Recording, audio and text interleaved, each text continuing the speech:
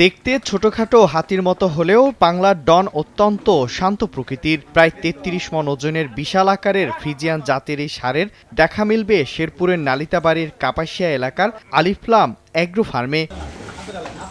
৩ বছর আগে নকলার গরুর হাট থেকে ৬ মাস বয়সের এই ষাঁড়টিকে ১,৬০,০০০ টাকায় কিনে আনেন প্রতিষ্ঠানটির মালিক মাসুম পারভেজ। ছোটবেলা থেকে তার চলাফেরা আর খাওয়া দাওয়ার ধরন দেখে মালিকের ছেলে আদর করে নাম রেখেছেন বাংলার ডন। মাত্র ৩.৫ বছর বয়সী ১১ ফুট লম্বা আর প্রায় ৬.৫ ফুট উচ্চতা পায় ষাঁড়টি। বিশাল আকৃতির এই বাংলার ডনকে এক নজর দেখতে জেলার বিভিন্ন এলাকা থেকে আসেন অনেকে। ওটা বিশাল এবং হাতির মতো দেখতে। এত বড় গরু আমি আর কখনো দেখি নাই। বিশাল বড় গরু, এত বড় গরু আমি এই যাবৎ দেখি নাই, এবং বর্তমানে শেরপুর জেলাতে আমার মনে হয় না এর চেয়ে বড় গরু আছে। নিজস্ব ক্ষেতে উৎপাদিত ঘাস, খড়, খৈল সহ নানা প্রকারের ভুসি এই ষাঁড়ের প্রিয় খাবার। দৈনিক ৩ দফা গোছল আর কমপক্ষে ৮০ কেজি খাবার প্রয়োজন হয় তার।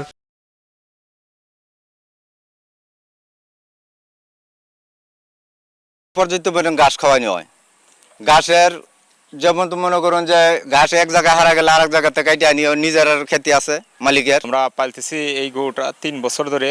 এই গরুটা ঘাস দানাদার যেরকম সয়াবিনের ছাল, গমের ছাল, এই ফেসারির ভুসি, ছোলার ভুসি, ডাবরি ভুসি, আর শস্যের খোল, ভুট্টোর গুঁড়ো, এই বিভিন্ন রকমের এই খাবার আমরা খাওয়াই। বাংলার ডনই শেরপুরের সবচেয়ে বড় ষাঁড় বলে দাবি খামার কর্তৃপক্ষের। তো এই গরুটা আমাদের জানা মতে এই পুরা শেরপুরের মধ্যে সর্বোচ্চ ওজনের ১৩০০+।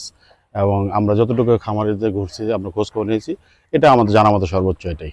মফস্বলে বড় আকারের গরুর চাহিদা কম, বড় শহরের হাটগুলোতে এসব বড় ষাঁড় বিক্রির পরামর্শ এই কর্মকর্তার। আমাদের পানি সম্পদের তো তাদের নিবিড় পর্যবেক্ষক পরামর্শ আছেই, তারা লালন পালন করতেছে।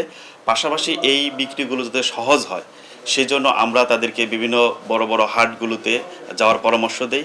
পাশাপাশি বিভিন্ন সোশ্যাল মিডিয়ায় যাতে এটা প্রচার হয়, মানুষজন এটাতে জেনে এখান থেকে কিনতে পারে। তো এই বিষয়ে আরেকটা বিষয় হলো যে তারা বড় জাতের ষাঁড় যেহেতু লালন পালন করে, ক্রেতাটা খুব সাধারণত মফস্বল এলাকাগুলোতে কম থাকে। তাই এই ষাঁড়গুলো পালতে যেরকম অনেক খরচ হয়, পাশাপাশি এটা বিক্রি না করতে পারলেও একটা লসের মধ্যে পড়ে। জেলার প্রায় ৬৩,০০০ কোরবানির পশুর চাহিদার বিপরীতে উৎপাদন হয়েছে মাত্র ৯২,০০০ পশুর। সময় সংবাদ, শেরপুর।